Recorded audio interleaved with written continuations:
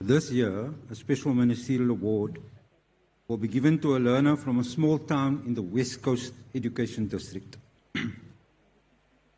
This candidate suffered a devastating setback at the beginning of 2025 when he was diagnosed with osteosarcoma and was required to start intensive chemotherapy immediately.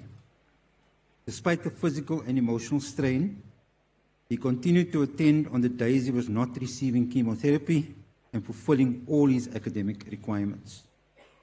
In July 2025, he underwent a knee transport surgery and further chemotherapy as part of his treatment plan.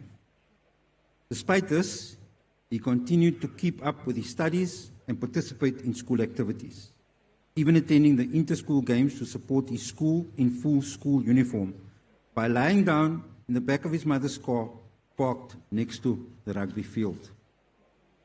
Remarkably, he wrote his final matric exams while still undergoing chemotherapy, and he achieved outstanding results. A bachelor's pass with 3 distinctions and quality passes for both mathematics and physical science.